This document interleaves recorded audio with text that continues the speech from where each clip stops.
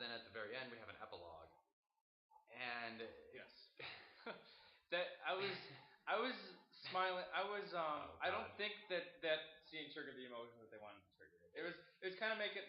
It was kind of make it. It was trying to set it off like kind of Forrest Gumpish, where the feather flies off again, a continuation of the story. That's what they were trying to do. Right.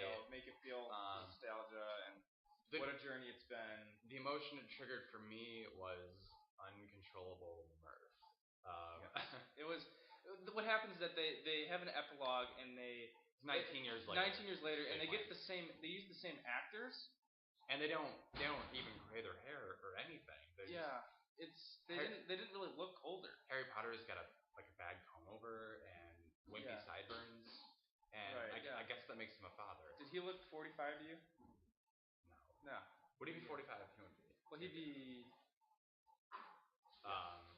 Is it? He'd be like almost 40.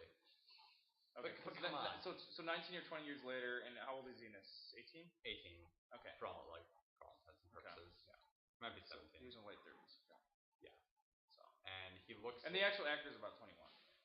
Right. And especially they all just look terrible. It looks like a really bad high school film. The epilogue does. To be perfectly frank. It could have ended on a stronger note than it did. Oh, it should have just ended. And even the shot before it would have been a bad parting shot where we just have the three of them standing 1, 2, 3 in a line. Staggered. Yeah. Right, just looking off into the sunset. Isn't that what? That's cliched, but at least it would have made a better ending shot then. Well, the thing is, I have not read the books, but I'm familiar with what happens. I've heard about There is an epilogue in the book. There is an epilogue. It happens just like that. And even when it came in the book, people were disappointed. They thought this is too happy. Yeah, like it's a lot too of. Happy. I'm always confused about epilogues. Like if they should actually be in the movie, or if they should do something where it's as the credits roll, they show the epilogue. That's one way to do it. Only if the epilogue matters, I feel like. And this didn't matter. This didn't matter. I kind of feel like you had to have the epilogue in the movie just to. The fanboys would be complaining if it wasn't in the movie. Yeah. As a fanboy of Harry Potter myself, I hated the epilogue in the book. I thought it was stupid. Yeah. I haven't even read the book. The last 3 words of the book, all was well. Come on, that's just too. Of the book or the story or the epilogue? The epilogue. Okay. And all was well. Come on, there's no.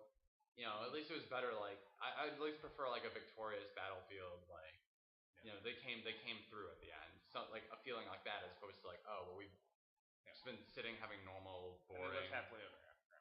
That is the point of the epilogue. They live happily ever after, and that's such a weak ending. Yeah. On this night, join me and confront your fate. Now, another minor complaint that we both had is that Hagrid is hardly in the movie. Oh God, he's in the movie. He has 2 lines. I almost forgot that he was in it.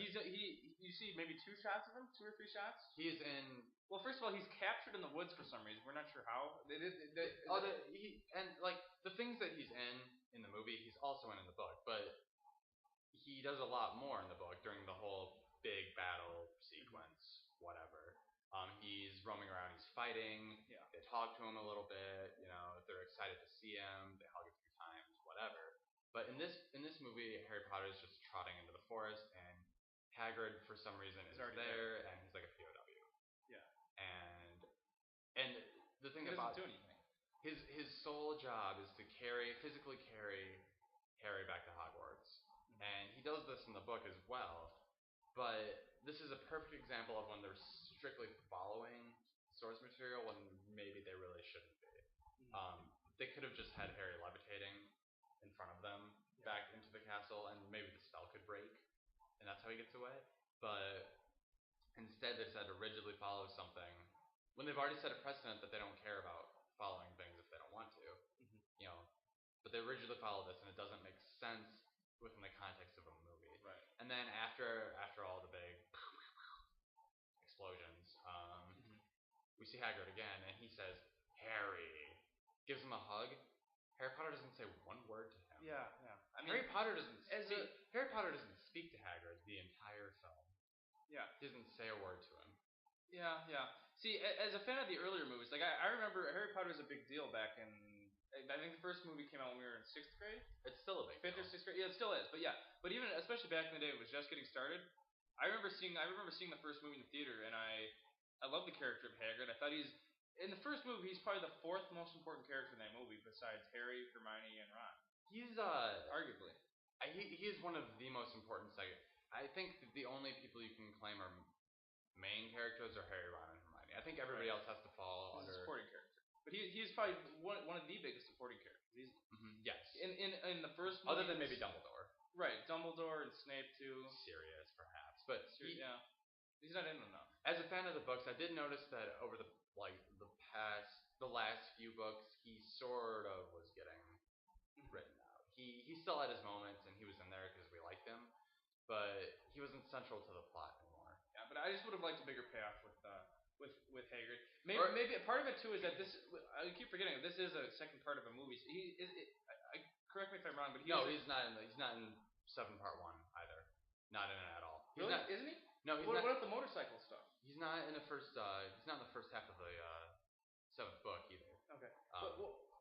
Am I thinking of something else? What's the part where they're like riding on the motorcycles and the? That's in the 6th. It's the 6th. Okay. Yeah, that's in the Half-Blood Prince. Okay. I do like the Half-Blood Prince a lot then. We can end this.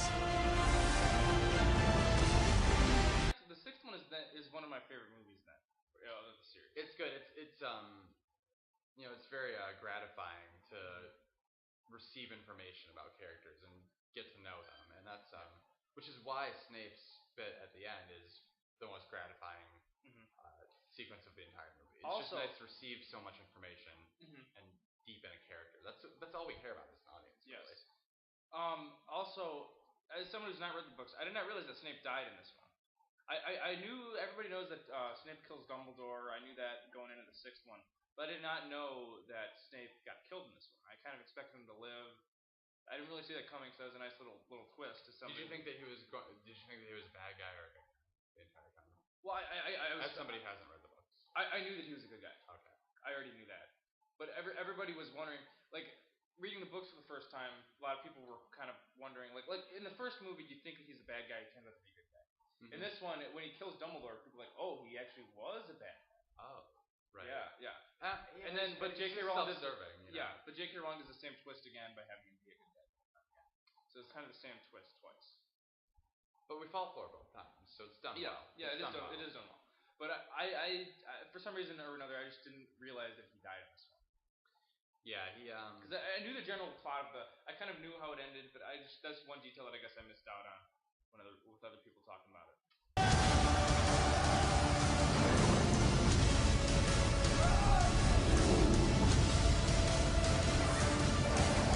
Let's talk about a few other things that just didn't make sense. They were in the movie, but just didn't need to be.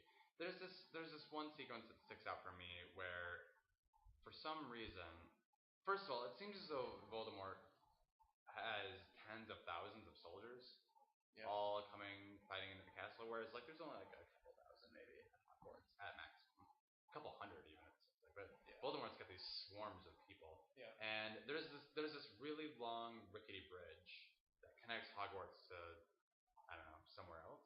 It crosses a big moat for all intents and purposes, and it's like a backdoor. They send this doofus Neville Longbottom to go hold the entire bridge by himself. Yeah, that was kind of weird. Yeah, and it just doesn't make sense. There's no, it doesn't do anything for the movie other than to have another little action sequence, because then the bridge explodes, and presumably all the bad guys fall to their death because Neville. And then of course we think Neville's dead, but he reaches up his hand. Yeah, another cliche. Like he just made it barely. I mean, then he says like Indiana Jones and the Temple of Doom, where he. And then he says, "Oh, that went well." Yeah, and it's I don't know. It's just why have it in the movie? It's just another. When I see moments like that, I feel better and better about my chances as a screenwriter. Yeah, and it's just another 2 minutes that you're sitting through the film at that point. There's no point.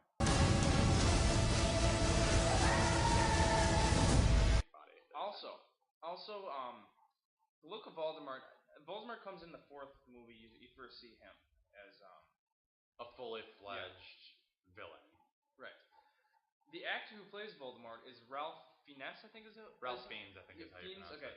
He plays one of my favorite and most wicked villains of all time in Schindler's List. He plays Eamon Gove. Mm-hmm.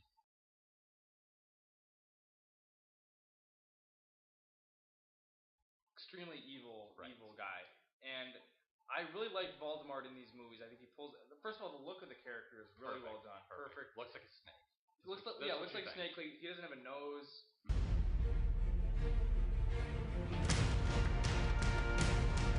The makeup is good. The costume is good. Like he has his pale white skin. He's dressed in all black. He just looks really good. And I think Ralph Fiennes. Evil. Yeah, and Ralph Fiennes I think pulls this role off really well. More extremes of emotion and rage and distress. I think we can safely say that Voldemort is now one of the best villains in the history of cinema. I was beginning to worry you had lost your way. Come, we've saved you a seat. I really like Voldemort. He's a worthwhile villain. He keeps up for 8 movies. Yep.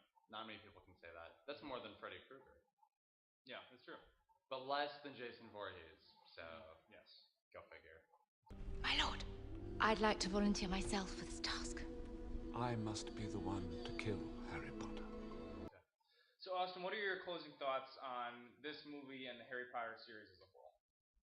This movie is not a masterpiece. It's not what people are making out to be, and the only reason that some people are going that far is that this has been a terribly slow, boring, dull summer for movies. I mean, that is the main reason. Yeah, Harry Potter is the best movie I've seen this summer and probably this year, but it's not. I mean, it's not a masterpiece. I would go so far as to give it a 4 out of 5. It's a very good movie. It's a very good movie. It's good. It's a fitting conclusion to what's been a decade-long run. Yeah, I mean, if you look at it, this is probably one of the greatest movie series ever. Like Star Wars used to be the definitive, like the original trilogy was the definitive movie series. But then George Lucas ruined everything. Yeah, well, the prequels, the 6 movies were.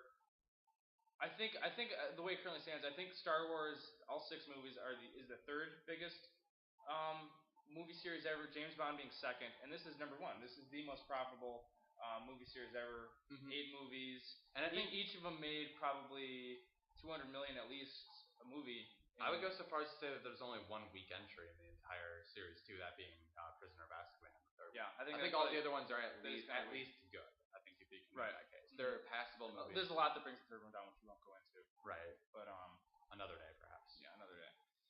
But yeah, this is a good series. I think it will live for a very long time. I think eventually, the Harry Potter name is too big. I think J.K. Rowling will write some more stuff. I think we might see like the kids go into some adventures. I think we'll probably see that eventually. Or some kind of spin-off of some sort. Correct. She's already done like a few things. She's talking about writing an encyclopedia, which I'm sure would make boatloads of money. Oh yeah. But this movie series I think it's going to live forever. There's no way that they can remake it. Yeah. And I think that's when you know you've succeeded as a book adaptation. For all of my complaints about how they screwed up the books, nobody else is going to remake this book series. They can't. They've done it perfectly, and or as perfectly as any human can. So, I'm very pleased with the final product, and I was perfectly okay with that being the last movie. Yeah, I agree. I'll get to the books eventually, but yeah, as it stands now, I think I'm glad to have. We're at a good age for this. Like we're 20, 21 years old. We're the exact age of the kids growing up. Like I was. Every time a book came out, I was at that point in my life. Yeah, right. We were 11 the first time the first movie came out, I think. He was going through all his teenage angst during like book 5 when he was 15. Yeah, so I kind of missed out not reading them at that point, but I'll probably get to them eventually.